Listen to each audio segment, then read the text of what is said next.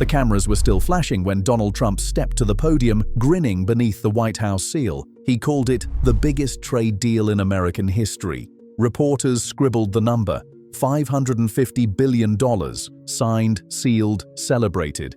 It was meant to prove that tariffs worked, that America's allies would finally invest on US terms. But only weeks later, the scene that began in triumph ended in humiliation.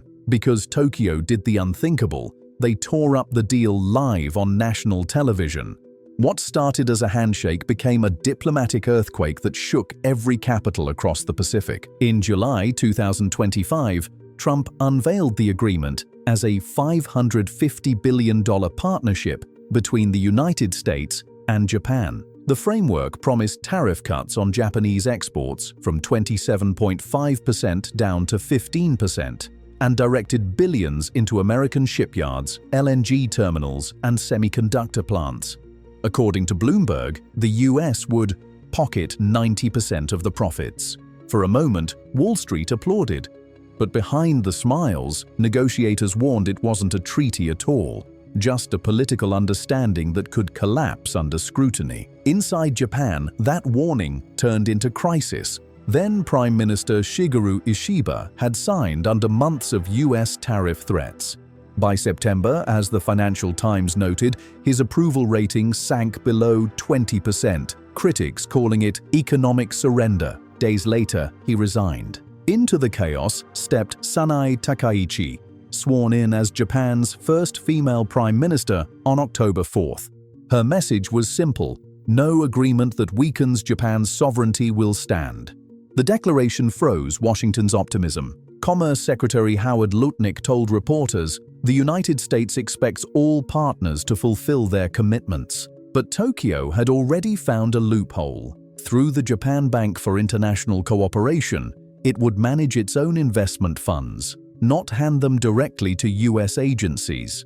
In other words, Japan kept the money and the power. Markets reacted within hours. The yen spiked, defense contractor stocks fell 6%, and traders whispered, "Is Asia rebelling?" For the first time in decades, an ally had openly defied Washington's economic authority. That defiance spread fast. In Seoul, South Korea's security advisor told Reuters, "We are not able to pay $350 billion in cash." Their own deal with Washington, modeled on Japan's, was suddenly in doubt. Asia's message was clear: enough. Meanwhile, in Washington, Trump fumed before cameras. Behind the scenes, Treasury officials scrambled. They feared Tokyo's decision would freeze billions promised to US shipyards and energy projects. But Japan's negotiator, Ryo Akazawa, was unmoved. He stated calmly, "Japan's contribution will proceed at our discretion." Currency desks decoded the warning instantly. Tokyo could delay transfers indefinitely, a polite way of saying no. What looked like paperwork was, in reality, a power shift decades in the making. Since 1945, Japan has walked a careful line, protected by America's military umbrella yet bound to its economic orbit. Now, under Takaichi, that orbit is breaking. Her philosophy mirrors that of her mentor, Shinzo Abe: strong defense, independent trade, and national dignity. Economists told Nikkei Asia that redirecting hundreds of billions overseas could destabilize Japan's fragile finances. Debt already exceeds 260% of GDP. But politically, the move was genius. It turned resistance to Washington into patriotism. Business leaders like Takeshi Ninami of Suntory warned in the Financial Times that Trump's plan lacked transparency.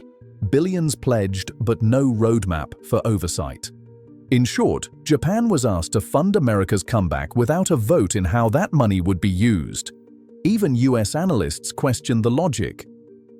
The Center for Strategic and International Studies called the framework more official than before, but less binding than a treaty. That legal limbo left the US looking coercive, not cooperative. By October's end, Japan cancelled its trade delegation to Washington. The White House refused to amend tariff errors, and Tokyo refused to attend. Across the Pacific, headlines asked the same question: is Washington's tariff diplomacy collapsing under its own weight? Because this wasn't only about money, it was about who leads the Pacific century. China buys influence with loans. Trump tried to buy it with pressure. Japan answered with silence and sovereignty. As markets wobble and diplomats whisper behind closed doors, one truth remains. The age when America could dictate the rules is fading.